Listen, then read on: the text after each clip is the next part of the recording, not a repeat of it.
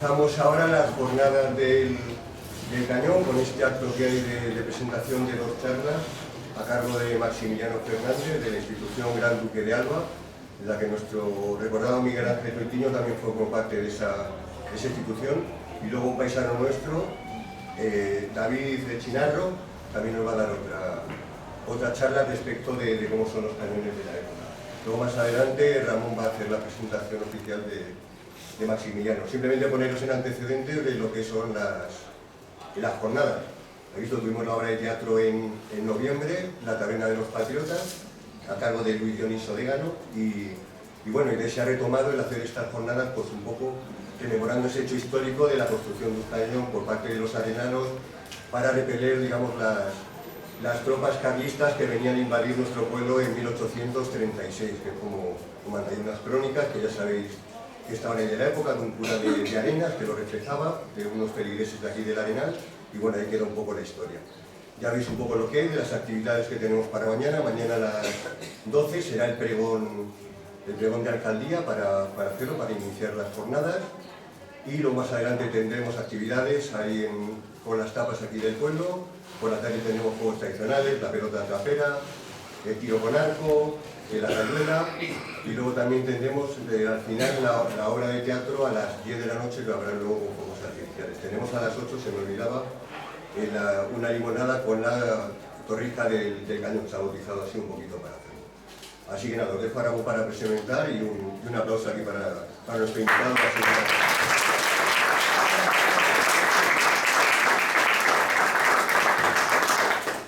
Maximiliano, yo creo que no hace falta presentación. Es el director de la institución Gran Duque de Alba, a la cual pertenece la Diputación de Ávila, un gran conocedor de la historia del Valle del Tieta, y sobre todo yo creo que, y fundamentalmente, saber la historia del por qué comenzó o por qué comienza la jornada del cañón, ¿no? Porque Luis lo sabe, que mucha gente decía que es que no había existido, que sí había existido. Bueno, pues yo creo que para eso están los historiadores, para contarnos la historia, ¿no?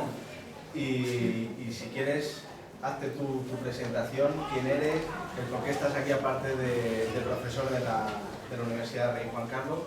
Y nada, aquí sabes que es tu casa, el Arenal, el Valle del Tieta, así que Maximiliano, muchísimas gracias por haber venido. Gracias. Gracias, señor.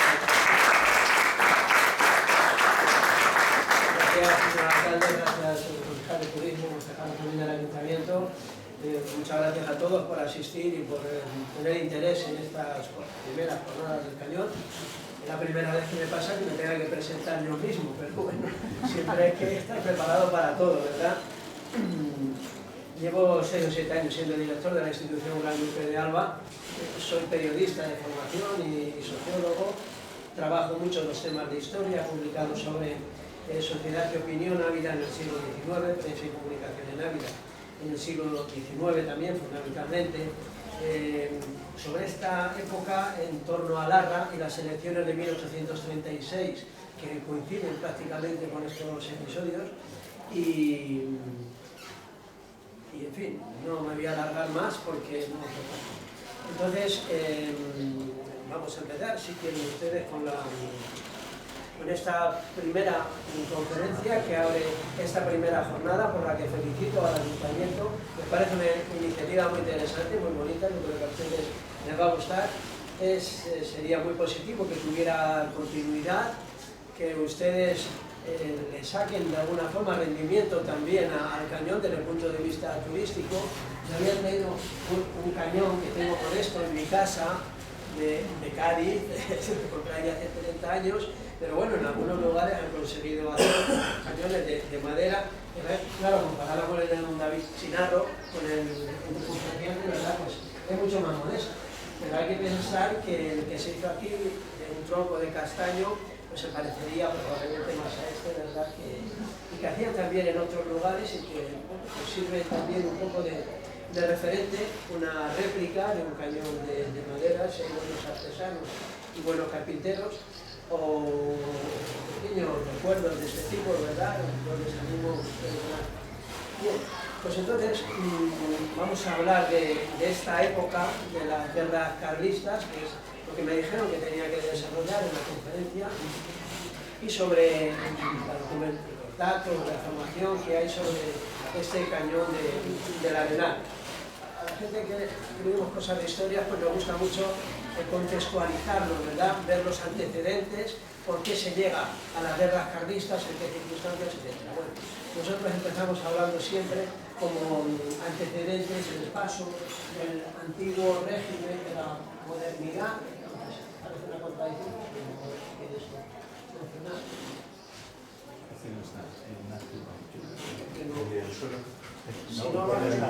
Ahora, con un plastiquito. Falta proyectar. Bueno, entonces hay que buscar el origen de la guerra carlista, naturalmente, en la guerra de la independencia y en todo lo que se produce en el gran cambio que supone el paso del antiguo régimen, de las monarquías absolutas, de lo que se llamó la modernidad, aunque parezca una concepción de Jean Brégy, que dice la historiografía francesa, a la edad contemporánea a partir de la Revolución Francesa, que supone una ruptura con la época anterior, el abandono de la sociedad estamental y el hecho de que los revolucionarios franceses pues lo que intentan es una vez que tienen el poder económico, conseguir también el poder político, y eso es lo que le lleva a esta revolución, que exportan los jacobinos a otros países de Europa, entre ellos a España. Ellos piensan que nosotros estamos mucho más atrasados, que era cierto, y que esa revolución había que exportarla, pero chocan con el carácter de España y con el valor de las tradiciones, con el peso, etc. Entonces, un apunte, una pincelada nada más sobre la guerra de la independencia, que encuentra España con pobreza económica, demográfica, se suple con valor, se suple con sufrimiento. Claro que Sánchez Albornoz, perdón que me he comido el apellido que lo define, se pregunta si en la guerra de la independencia hubo un protagonismo abulense importante, ¿no? Si hubo algún acto, decía, que sea digno de los descendientes medievales, de los gloriosos caballeros medievales abulenses. Y dice que no, que prácticamente que no había nada. Sin embargo, yo creo que sí que hubo elementos importantes como el regimiento de voluntarios de Ávila, que estaba pues, en la guerra de la independencia, cuando el mariscal Lefebvre, que iba con 15.000 soldados, venía hacia Madrid, decide desviarse por Ávila. Y claro, Ávila estaba pues, prácticamente indefensa porque el regimiento de voluntarios estaba combatiendo en Ciudad Rodrigo. Entonces, claro, llegaron a la ciudad, exigieron cosas que Ávila no tenía, habitaciones para todos los soldados, les pidieron 1.200 pares de zapatos, una serie de cosas que Ávila no tiene. No, somos muy pobres, no tenemos nada, pero por la noche descubren que Ávila sí que tiene municiones, ¿no?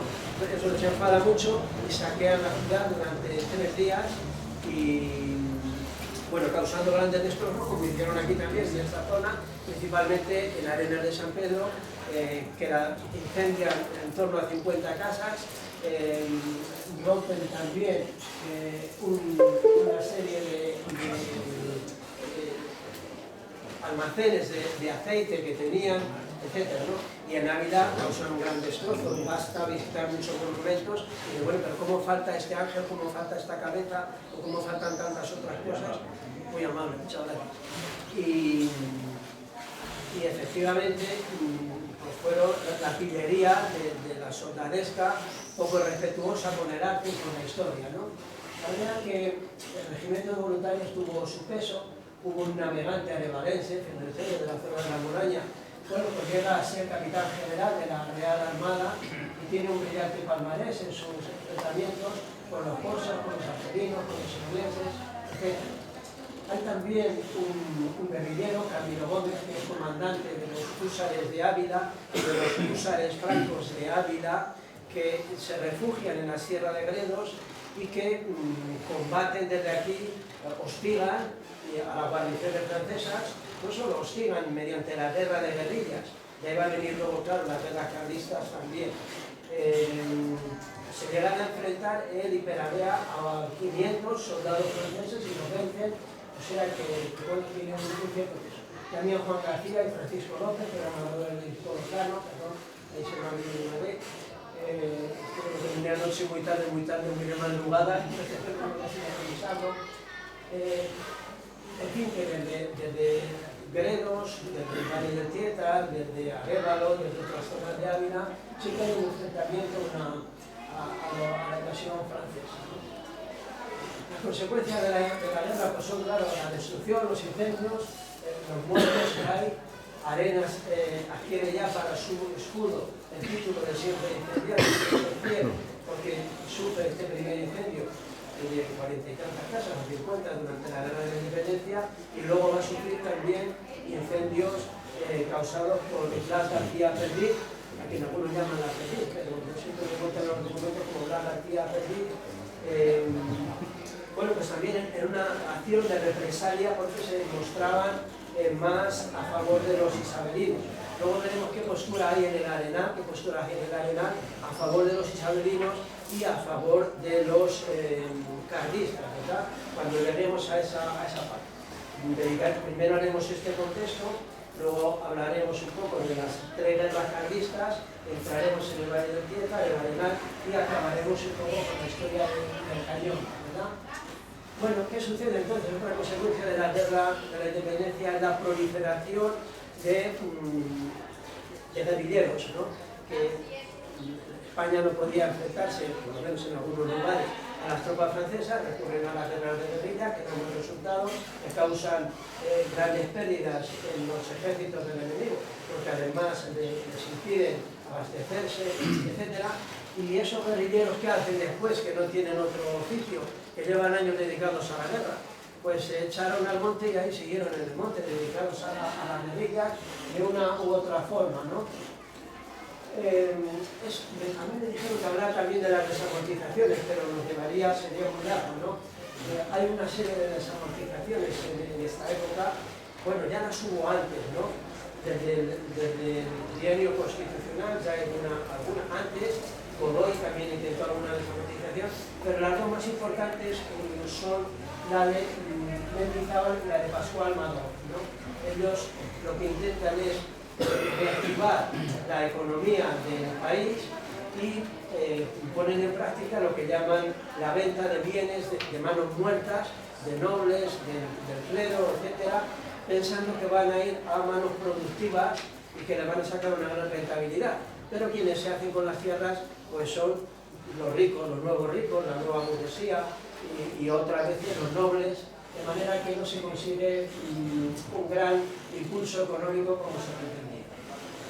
En estos años también, del inicio de la guerra carlista, era prácticamente, hay una reorganización territorial, el Arenal ya estaba entre los pueblos que antes de 1933 pertenecían a la provincia de Ávila, hubo una reconfiguración geográfica, algunos pueblos como Béjar, que pertenecían a Ávila o Peñaranda, pasaron a pertenecer a Salamanca, y otros entraron en lo que era la jurisdicción o la provincia de Ávila.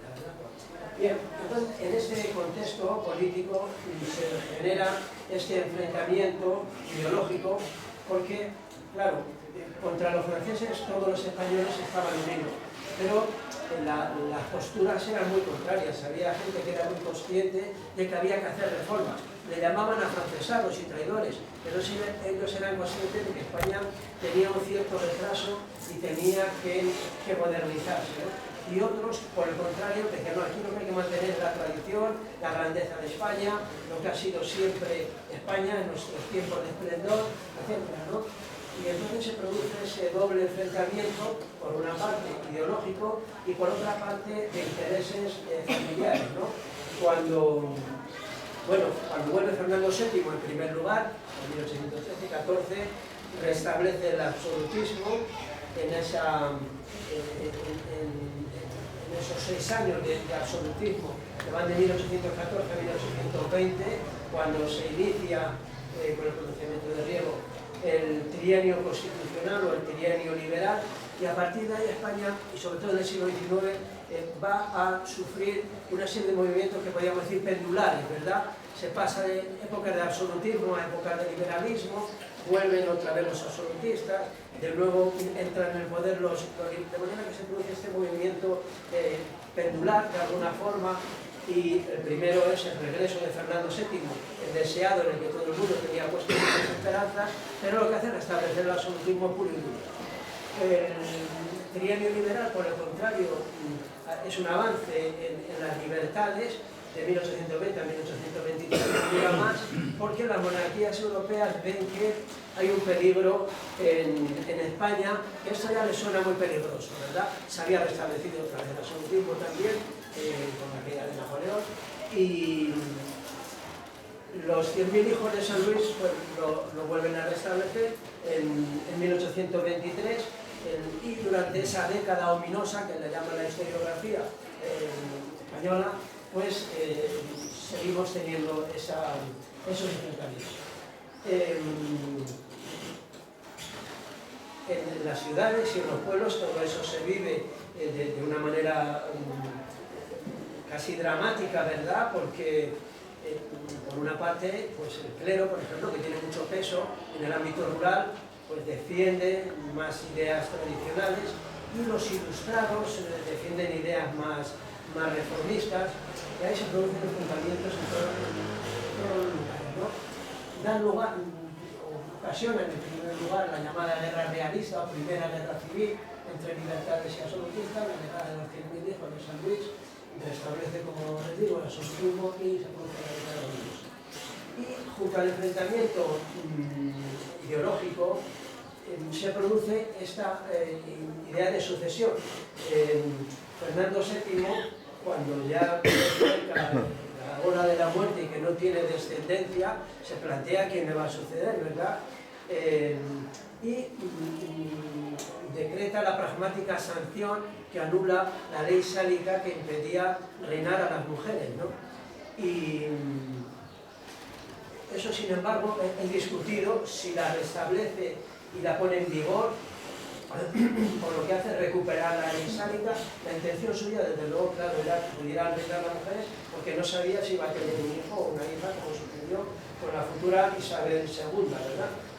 Los pretendientes de Carlos María Isidro, a quien ellos llaman Carlos V, ¿verdad?, creen que no, que debe gobernar un hombre y que debe gobernar el hermano segundo, el hermano del rey, de Fernando VII, ¿no? Carlos María Isidro o Carlos V, que dicen ellos de Borbón. Bien, se produce la regencia de María Cristina de Borbón, dos Sicilias, viuda de Fernando VII, y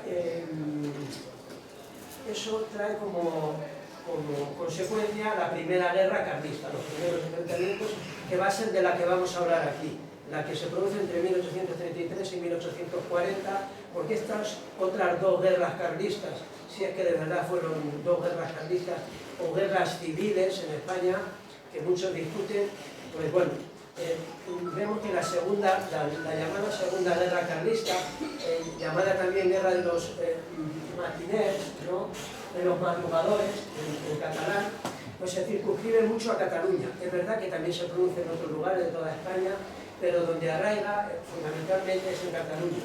La llaman la Guerra de los Matiners porque atacaban muy de madrugada, de los madrugadores, ¿no? Y también se llamaba la campaña montemolinista porque era el nombre del partidario de don Luis de Borbón y Braganza, conde de Montemolén, ¿no? La Segunda Guerra Carlista, ¿no?, con Carlos VI. Y bueno, la causa es, una vez más, ese enfrentamiento ideológico, ese deseo que tenía Carlos VI de reinar. Bueno, pues se produce, y sus seguidores, un matrimonio con la reina Isabel, ¿no? Pero ella prefiere casarse con el otro primo, Francisco de Asís de Borbón, y bueno, pues se producen nuevamente estos enfrentamientos. Aquí tenemos una imagen que no es de Ávila, pero bueno, de una victoria carlista en la batalla de Villar de los Navarros en 1837, durante la Primera Guerra Carlista. Pero esta segunda, que algunos no consideran guerra carlista, otros sí, se circunscribe mucho a Cataluña, aunque también se extiende a otras regiones de toda España. La Tercera Guerra Carlista se produciría entre 1874 y 76, si es que admitimos como guerra carlista y civil la anterior, y aquí donde se radica, donde se produce principalmente, donde arraiga, es en el País Vasco, apoyado por el pretendiente Carlos VII ya, llamados por ellos Carlos VII, duque de Madrid. Se enfrentan los carlistas a los gobiernos de Amadeo de Saboya, de la Primera República, que sucede al sexenio revolucionario de 1868-1873, una república que va a durar un año nada más, en la que muchos recordaremos cuando estudiamos la enciclopedia Álvarez, el presidente de la República, Figueras, Pi Margall, San Verónica, Castelar, etc., ¿no? Y ya también al propio Alfonso. Pero como digo, se desarrolla principalmente en el País Vasco y Navarra, también en Cataluña.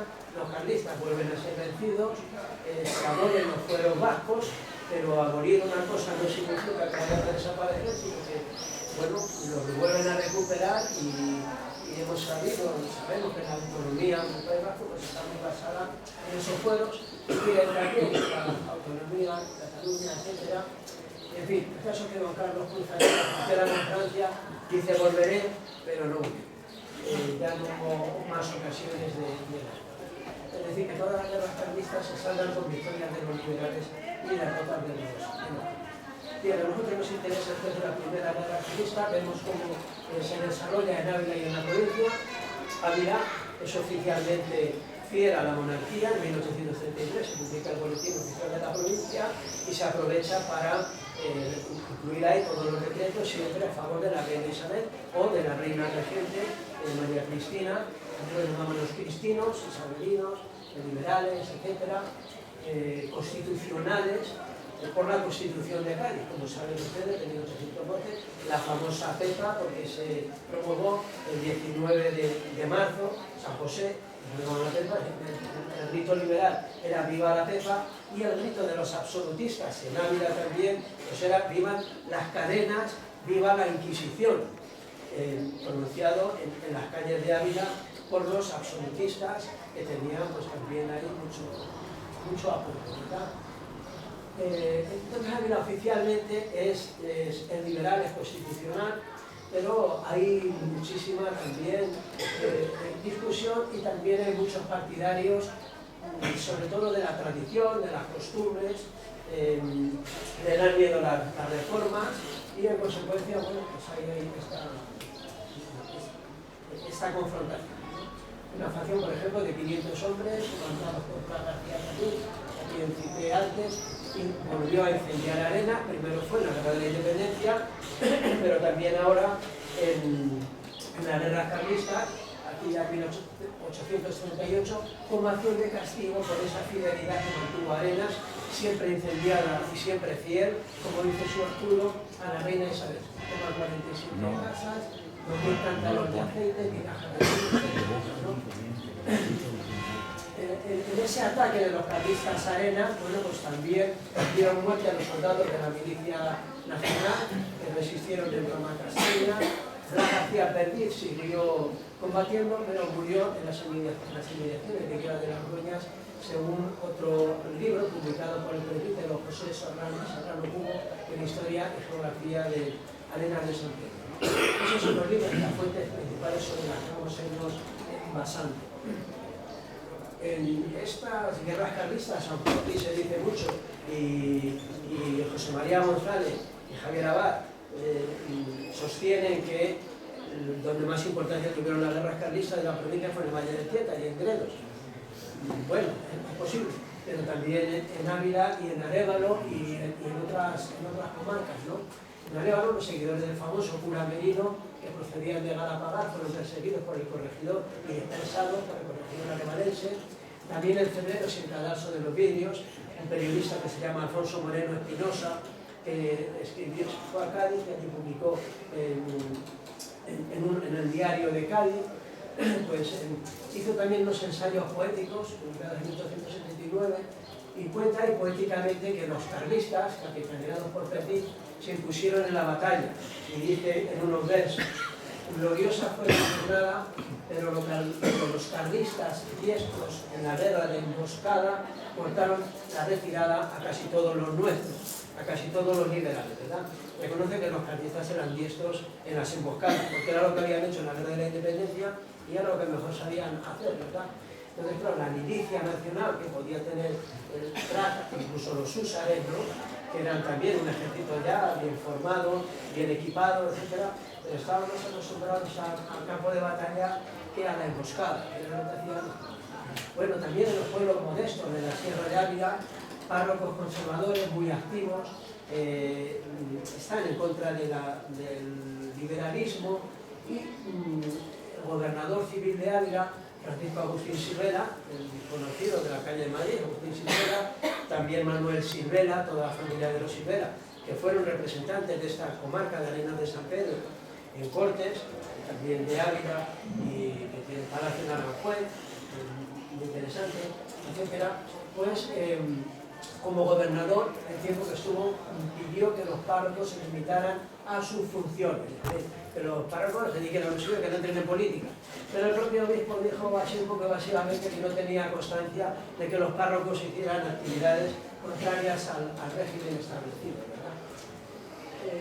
Francisco Silvela, yo lo tengo bastante estudiado como periodista, que concurrió a las elecciones de 1836 con Larra.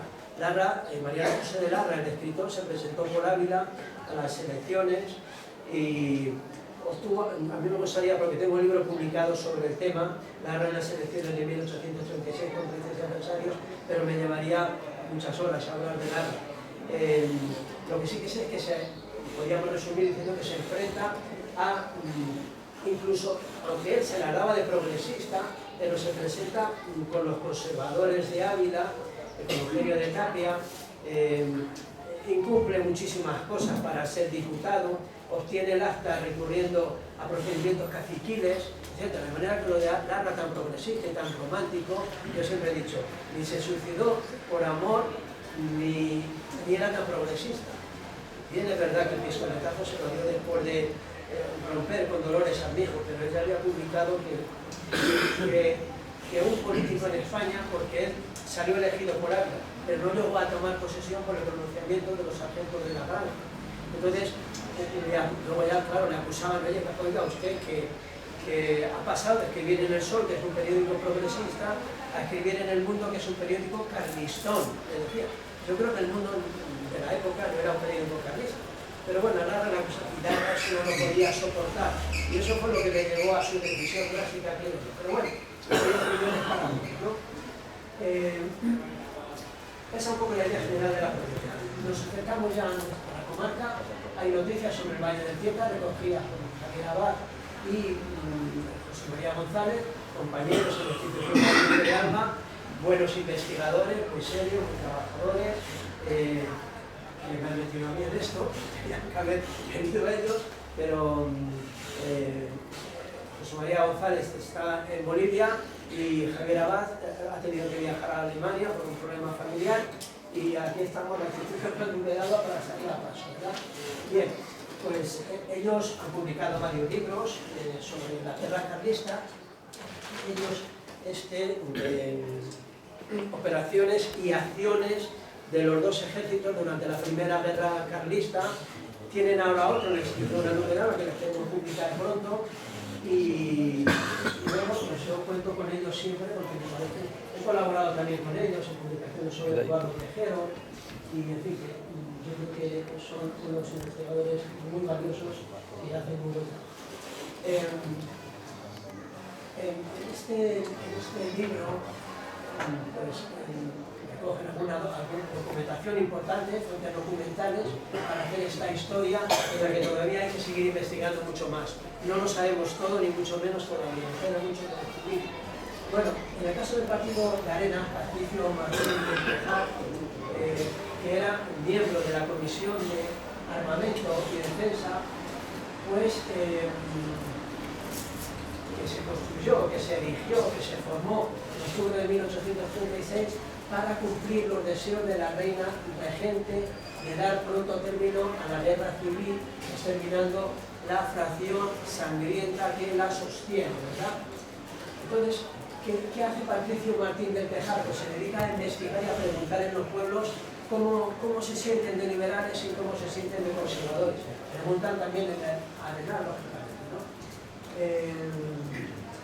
Por ejemplo, en el 2 de agosto de 1835, Martínez Tejar le dice al gobernador de Ávila.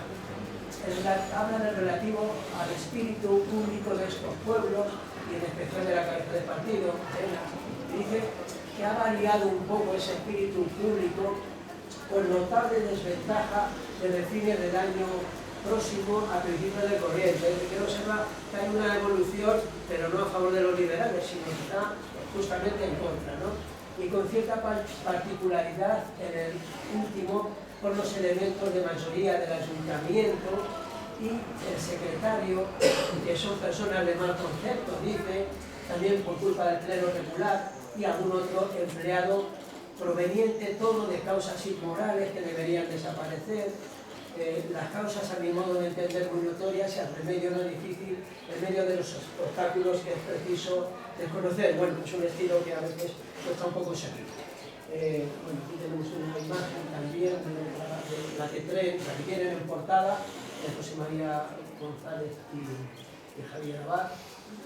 Y entramos ya en el Valle del Tietar, porque las informaciones que hace Patricio Martínez Tejar, por ejemplo, recurre a informantes, porque tampoco llega a todos los pueblos, y le piden o presentan opiniones sobre la disposición o lealtad de los pueblos al gobierno liberal y hacen una lista de pueblos de este partido, del Valle del Tietar, de Arenas y concepto político que merece.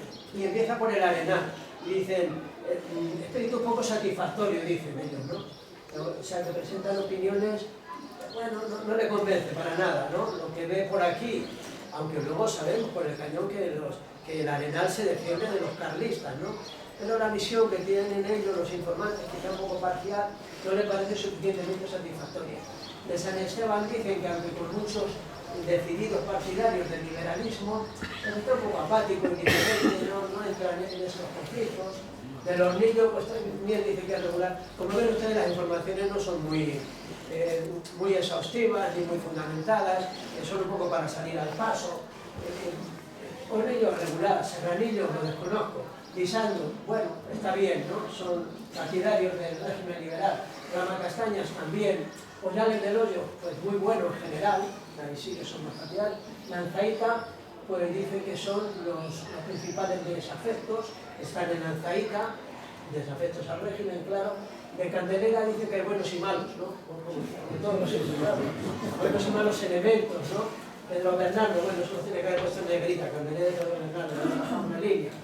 Y de lo mismo, ¿no? Arroyo Castaño, insignificante, Gavilanes, dice que no puede decir, no le llega información sobre Gavilanes. La Parra lo considera muy bueno, muy a favor. Mijares regular, Montbeltrán, pues lo mismo que Candelera, buenos y malos, eso vale para todo el mundo. El cumple, Casavieja, no puedo satisfacer por falta de conocimiento, lo mismo Las Cuevas, lo mismo Piedralaves. Villarejo lo considera malo en general, es decir, causa perdida, favorable a los carlistas, Contanares nulo. Ese es uno de los informes que recibe, ¿verdad? Y aquí está otra ilustración que hacemos para descargar un poco de texto. Y vamos al Arenal ya, ¿no? Después de todos estos antecedentes que son aplicables perfectamente al Arenal, ¿no? Bueno, pues aparecen sucesivos informes que se envían al gobierno civil de la provincia por confidentes de la zona. Yo, como les digo, estoy hablando más del contexto, de la ideología de esos enfrentamientos y de las acciones o de las operaciones militares. Yo creo que deben hablar de ellos. Habrá otras ocasiones, habrá otros motivos, y yo creo que ellos pueden hablar muy bien de las acciones que recogen perfectamente en ese libro y en otro que estamos publicando. Por lo tanto, yo me voy a centrar más en este otro, todo esto que se genera alrededor del conflicto, ¿no? El 22 de julio de 1836 hay un informe de la mesa electoral de Arenal sobre nombramientos para las compañías de la Guardia Nacional. Y dice en este informe que el nombramiento de oficiales de las 3 compañías de la Guardia Nacional del Arenal lo considera nulo. Se ha hecho un nombramiento, pero dice que eso se ha hecho muy mal, que no se ha hecho democráticamente, que se ha votado a mano alzada, que eso no es un sistema de votación, y dice que es contrario al orden de hacer las elecciones según se ha establecido en el Real Decreto el 5 de febrero de 1836, en sus artículos 8, 9 y 11, y en esto se hayan marcados todos los trámites que deben observarse en las elecciones. Pero está hablando de elecciones de la Guardia Nacional, no de las elecciones generales que vienen hay 3 elecciones en 1836, ahora se presenta una de ellas nada más. Cuando se convocan las últimas ya no se presenta porque ya sabe que él no puede recurrir a esos procedimientos difíciles anteriores y que sabe también que lo va a tener mucho más difícil salir a elegir. Fue el tercero, entonces solo votaban 600 personas y en fin, eso ya les digo, eso es también una conferencia larga sobre el tema. Bueno, dice que en estos comicios se hayan marcado todos los trámites que deben observarse las elecciones y el separarse un punto de ellos en dichas elecciones sin sujeción a la ley, pues es atentar contra esa norma, ¿no? La elección se verificó por aclamaciones es sin urna, por la mano. Claro, hay gente que no se atreve a decir lo que piensa porque los que más gritan son los que más se imponen y los otros más modestos, por no llegar a conflictos, pues se callan, y eso no es una votación como yo. Atentan contra la elección y se la verificó por aclamaciones de manera desusada y opuesta a la libertad con la que cada individuo debe emitir su voto, la libertad y la privacidad, y no de manera que pueda resultar cohibido o coaccionado a la hora de emitir el voto, ¿no? Y dice también que la elección de jefe de la Guardia Nacional de la Arenal es nula y que por lo tanto debe procederse a verificar otra nueva arreglada en todo a la Real Orden del 5 de febrero de ese año, ¿no?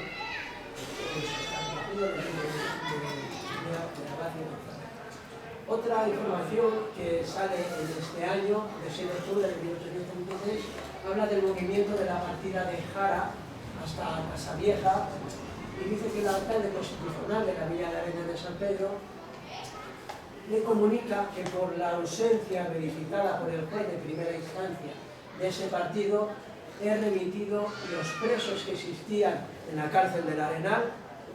Ustedes supongo que sabrán dónde estaba la cárcel, saben ubicarla o algo así, ¿verdad? Bien. Pues dice que los presos que existían en esta cárcel del Arenal, donde hayan de permanecer hasta que llegue la oportunidad de llevarlos a la villa de Piedrahita, a cuyo juez de primera instancia los dirige, ¿no? Bueno, pues eso forma parte de las tareas de las acciones administrativas. Y lo comunica a vuestra excelencia, al gobernador civil, para su debido conocimiento y efectos consiguientes. Patricio Martín del Tejar, presidente, y lo dirige también al presidente y vocal de la Comisión de Administración. Más informaciones del Arenal en esta documentación que está apareciendo y que hay que seguir investigando para tener todos los detalles de lo que sucedió. El 27 de octubre del 36 se publica una relación de los individuos que han desertado del batallón de la Milicia Nacional. El batallón de la Milicia Nacional de los liberales, claro, y algunos que estaban ahí, pues, cuando pueden, desertan, como se dio en la guerra civil. Muchos se cambiaban de bando cuando buenamente podían. Pues aquí sucedía lo mismo. Y dan una información relativa a los desertores, ¿verdad?, del batallón de la Milicia Nacional que se pasan, por lo tanto, al bando carlista o que desaparecen y nadie sabe dónde se va porque no quiere conflictos, ¿no? Dicen del partido de Cedrero, Sotillo, 12, Ladrada 2, Partido de Arenas de San Pedro, el Arenal 1. En el Arenal parece que son en ese momento un desertor cuando se comenzó. Luego, el 30 de octubre de 1836, pues la Comisión de Armamento y Defensa de la provincia de Ávila manda una nota a la justicia de los pueblos sobre los desertores. Les preocupaba mucho, claro, porque encima de que eran pocos, algunos se cambiaban de bando y eso pues era un problema. A la justicia les da al pueblo que se exprese dentro del término del tercer día y tan inmediatamente que no pase una hora del recibo de este efecto o de esta carta, en ese tiempo, ¿no?, de un solo día, del tercer día, perdón, dispondrán ustedes recoger y presentar a esta Comisión de Armamento y Defensa los mozos movilizados que se expresan al margen que han desertado del batallón en la mañana del día 28 del presente mes de octubre de 1836, según parte del comandante primero. Es decir, vuelven a hablar y incluyen ahí una serie de pueblos en los que ha habido desertores y dice que, sin perjuicio de que la Comisión imponga a los padres de los mozos por haberlo consentido, una multa a los padres y un castigo por haber consentido que sus hijos desertaran. Y no es una cosa baladí, porque vamos a ver que tiene sus resultados, ¿no? O dedicarse a ocupaciones sin haberlo recogido y presentado en el cuerpo nacional, que era lo que les exigían, ¿no? Siempre ha habido oposición a ser reclutado en todas las épocas. En la Semana de Barcelona ha habido famosos actuales en los últimos años de la guerra de Vietnam. Bueno, el Arenal estaba también entre los pueblos que habían tenido desertores. Y les amenazan con esto, ¿verdad? Con multas y que las paguen los padres. Y el 5 de noviembre de 36, en el Ayuntamiento de la Arenal se vuelve a encontrar sobre los desertores y supe que se habían venido y me decidí a intentar públicamente la captura de todos esos desertores cuando recibí el segundo oficio y determiné reunirme con otros sujetos de mi satisfacción y demás individuos del Ayuntamiento de la Arenal y pasar por la noche, a ver qué pasa aquí. Nos vamos por la noche a registrar varias casas, pero no encontraron ninguno y tratamos de recorrer las inmediaciones del pueblo y las lumbres de las pastorías, las lumbres que hacían los pastores más cercanos, ¿no? Para ver si estaban por ahí escondidos. En la guerra civil hemos oído hablar algunos que se escondían en las eras y en tantos otros sitios, en los montes, por supuesto, en ingresos. Entonces, ellos intentan buscarlos, ¿no? Y cuando estaban viendo eso, mirando las pastorías más cercanas, oímos un ruido, dice, entre el monte, como si corrieran dos personas. Ellos algo vieron, huyeron, y dice, a las cuales por lo quebrado del terreno no pudimos al alcance, siendo con corta diferencia a la hora de las 11 de la noche, en un terreno como este de aquí, en vista de lo cual acordé en el día de ayer poner en prisión a los padres de los desertores. No vienen vuestros hijos, pues vamos a poner a los padres en prisión. Y antes de tomar estas medidas, antes de meterlos en la cárcel, ya se presenta alguno. Mi padre no lo lleves ahí y yo me presento y si tengo que ir a Ávila y incorporarme a la milicia, y así fue. Manuel Martín con su hijo Antonio diciendo que él acababa de venir y era cierto que se presentaba para volver a Ávila y efectivamente para con el alguacil y a disposición de lo que dijera la Junta, ¿no? De la prisión de los padres de los demás y diligencias que practiqué, espero su resultado, decía, ¿no? No solo este, sino a otros que también he metido en prisión, pues espero resultados y comunicaré a la Junta. Dice eso Mario Martín Colorado, alcalde, en una carta nota dirigida a la Comisión de Armamento y Defensa de la provincia, ¿no? El 14 de noviembre hay otra lista nominal de sectores que existen en el batallón de la Milicia Nacional, movilizado en la ciudad de Ávila. El Arenal aporta 5. Otra información repetida, en ese caso de 15 de enero del 37, hay otros 3 desertores del Arenal, pertenecientes a la segunda compañía y pertenecientes a la cuarta compañía de la Milicia Nacional. Pues hay también otra lista de individuos entre los que están de la Arenal. Todo eso lo tenemos que dar con más amplitud y más detalle, pero bueno, creo que estamos para acercarnos a lo que fue. Y vamos a hablar ya para terminar, no sé si estoy en hora, ¿verdad? Sí, porque no quiero ponerle tiempo de conferencia. Hablando del cañón de madera del Arenal. Bueno, primero ustedes saben que hay una larga tradición sobre el cañón de madera, han oído hablar de ello. Yo he estado con Luis, que me ha estado contando cómo en esta calle de las herrerías, ahí fue donde uno de los herreros lo construyó. Saben ustedes perfectamente hacia dónde dispararon, en la dirección en la que venían los carlistas, ¿verdad? Y bueno, pues de momento el único dato que tenemos del que beben casi todas las fuentes es del libro de Manuel Suárez, que es el que tienen aquí, Manuel Suárez Fernández, Estudios prácticos sobre el partido de Arenal de San Pedro de Ávila y regiones de Tieta, que se publicó en 1906 en la imprenta de Emilio González Rovira. Algunos dicen de Segovia, pero de Ávila. Entonces, es el único dato y donde está bien contado, podemos decir, hasta ahora, lo que no quita que en algún momento podamos tener más detalles o más referencias, y espero que así sea como resultado de las investigaciones que se llevan a cabo, ¿no? Entonces, en en este libro de 1906, por lo tanto él podía tener noticia directa de gente que había visto el cañón en 1836-37, prácticamente, porque lo publica en 1906, lo prepara antes, o de gente que lo ha vivido, o de otros que se lo han contado, pero ya muy directamente.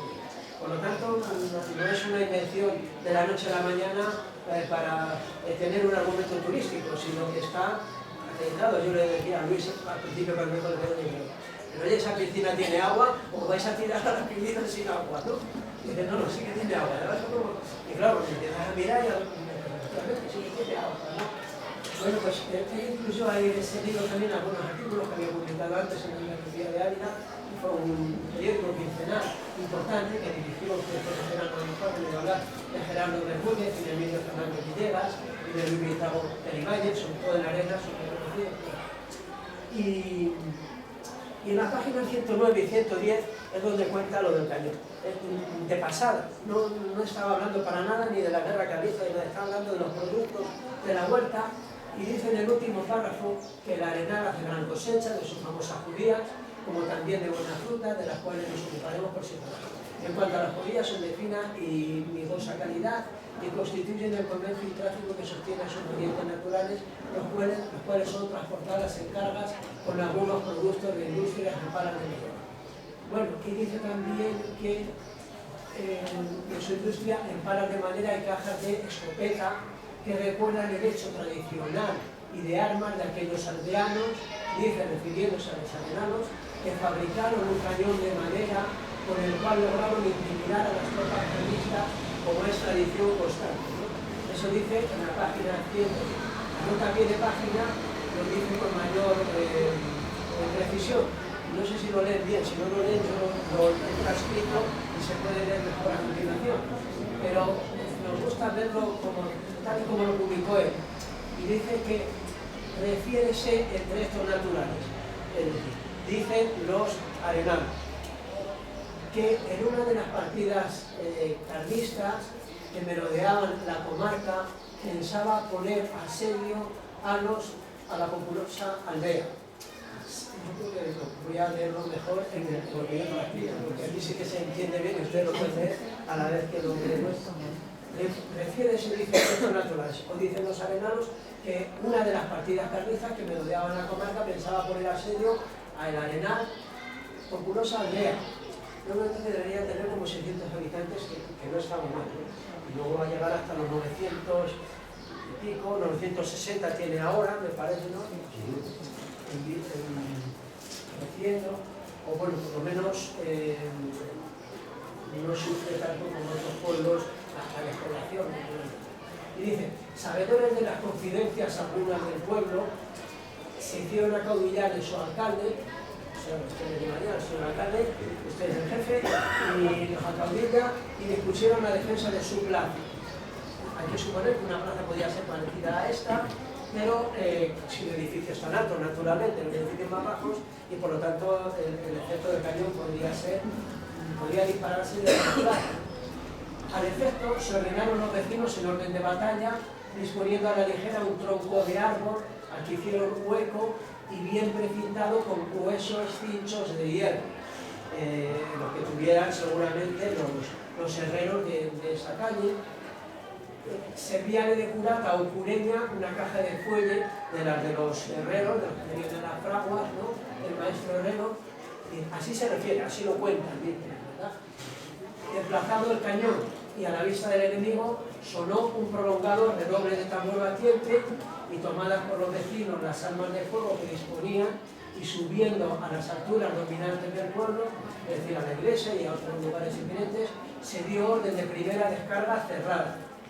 Siguió en breve la segunda, más aterradora para sitiadores y asediados, puesto que el cañón prodigioso, y teníamos que haber titulado en las guerras carlistas, y el prodigioso cañón de madera del Arenal. Pero bueno, es prodigioso porque lo dice él, no porque lo inventé yo, ¿no? Dice, el cañón prodigioso, que de su primera descarga salió solo humeante, la primera la aguantó regular, salía bastante humo, pero bueno. Pues en la segunda se deshizo en 1000 pedazos su caja hueca y su metralla derribó media casa de las que pasa al frente de mí, ¿no? Lo cual, Algunos sí dicen, sí, era esta casa, ustedes saben qué casa es, ¿verdad? Más o menos, y derribó media casa, lo cual, visto por los sitiadores, comprendieron el peligro y que tiraban fuerte. Los sitiadores se asustaron, dijeron, ojo, estos tiran con pólvora de verdad. Y sin más, levantaron el cerco, dijeron, por si acaso, dejando a los vecinos en su tranquilidad y con honores de valientes. Los arenalos han echado a los carlistas que les querían asediar y dominar, ¿no? Bueno, el problema es que no añade más información, ni cita fuentes, o quiénes son los que refieren el suceso, ¿verdad? Hoy un historiador lo hubiera documentado más, hubiera citado personas concretas y hubiera mirado documentación, etcétera, quién lo hizo, diciendo que se fue de Castaño, etcétera. Bueno, yo les enseño este cañón que tengo, que compré en Cádiz, recuerdo de Cádiz, yo les decía antes, ustedes se animen y hagan una cosa parecida, porque es algo que no tienen todos los pueblos, ¿verdad? Cuando se buscan cosas significativas con raíz histórica, yo creo que aquí este documento, pues que a José María me confesaba Galacia, pues les había pasado un poco desapercibido, porque decía, bueno, como no está suficientemente documentado, no vamos a hacer mucho desarrollo del tema. Bueno, pero yo creo que lo que se dice es fiable, ¿no? Y que lo que dice Manuel Suárez, que además era cura, presbítero de Arenas, y que conocía bien ir aquí, y que conocía la zona y a la gente, pues hombre, no se va a inventar una cosa de esa, ¿no?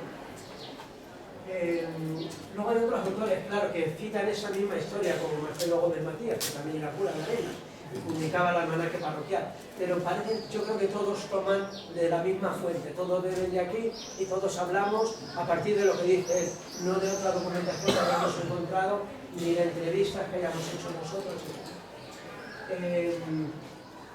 Bueno, ¿qué pasaba? ¿Por qué hacer un cañón de madera en el Arenal? ¿Era eso habitual o es que se le ocurrió a alguien? Bueno, pues no era del todo extraño que se hicieran cañones de madera, ¿no? Era una práctica socorrida cuando no se disponía de hierro o metales o de técnicas para fabricarlo, porque aquí podía haber herreros, pero a lo mejor ni tenían suficiente hierro ni conocían la técnica de fabricar un cañón de hierro, ¿no? Era más fácil hacerlo de madera. Los troncos eran de cerezo, de abeto, de haya, eran perforados o taladrados. Aquí si lo partieron el tronco y los unieron los dos con un cincho o cincho de hierro. Otros los taladraban directamente, ¿no? Hoy se haría mucho más fácil porque hay herramientas suficientes para horadar un tronco de madera, ¿no? Si se quiere hacer una cosa parecida, ¿no? El calibre era pues, de 12 o 15 centímetros, no más. Se reforzaba, como digo, con cinchos de hierro, aunque solo servían para uno o dos disparos, ¿no? A veces uno solo. De manera que no nos extrañemos de que el del Arenal no solo hiciera dos disparos, porque era lo habitual, dos disparos. El primero quedaba un poco más trecho y el segundo ya se acababa desarmando, ¿no? Las bolas que disparaban podían estar hechas de madera, pero claro, una bola de madera por fuerte no causaba tanto daño como una bola de piedra, que podía ser una sola o un grupo de piedras menudas puntiagudas que al dispersarse causaban mucho daño entre los soldados, ¿verdad? Podían ser también de barro o de cerámica o de hierro, ¿no? ¿Quiénes fabricaban cañones de madera? Pues por ejemplo los pueblos indígenas de América del Norte y del Sur, que cuando llegan los españoles y luego los franceses, los ingleses, etc., pues los portugueses, los emplearon contra las fortificaciones españolas, portuguesas, francesas e inglesas, en los siglos XVII y XVIII, perdón, he comido 5 siglos de uno, en el siglo XVII y XVIII, ¿verdad?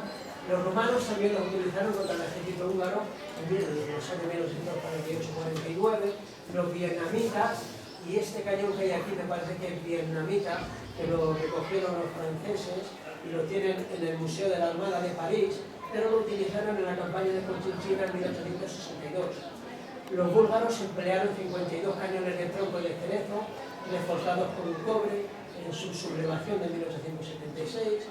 También los construyó el zar Pedro Grande. Bueno, en Toledo, que también hay algunos cañones de madera Entonces, bueno, pues algunos hasta los pintaban de negro para simular que eran de hierro. Claro, si le pintamos de negro se creen que son de hierro y se asustan más, como hizo Saddam Hussein contra los Estados Unidos en la guerra de Irak, que dibujaban prácticamente, hacían tanques de cartón. Vistos desde lejos, pues parecían tanques de verdad, pero claro, cuando se dan cuenta de que hay unos tanques, pues es mucho más fácil. Y aquí hacían algo parecido. Ahí vemos los zuchos de hierro que ponían en el tronco, los de la barrola, lo manejarían, lo modelarían. Y aquí tienen, bueno, pues otros cañones, por ejemplo, que está en el Museo de Nuremberg, en Alemania, de la izquierda, y este es el mío. En Cádiz, como recuerdo souvenir, que nada tiene que ver con el de nuestro compañero, que luego le va a hablar de la artillería y de cañones, de cañones de más consistencia, ¿verdad? Pero bien, yo con esto creo que termino, ¿verdad? Les felicito por esta iniciativa, creo que se ha mostrado mucho interés por el cañón de madera del Arenal y me parece que han tenido una iniciativa interesante, bonita para este tiempo de verano, también para la historia, para el conocimiento de nuestro pasado, para animarnos a investigar, a buscar documentación y para dárselo a conocer a las generaciones más jóvenes, porque ustedes todavía conocen las cosas, pero los que vengan detrás les va a parecer que es un invento del abuelo, y no es un invento del abuelo. Bien, pues ha sido un placer. Creo que me ha costado al tiempo y me alegro de haber compartido con ustedes este tiempo, esta charla sobre el Arenal, sobre las guerras carlistas en el Valle del Tieta y espero que ustedes sigan animándose y tratando sobre este tema. Pues nada, muchísimas gracias.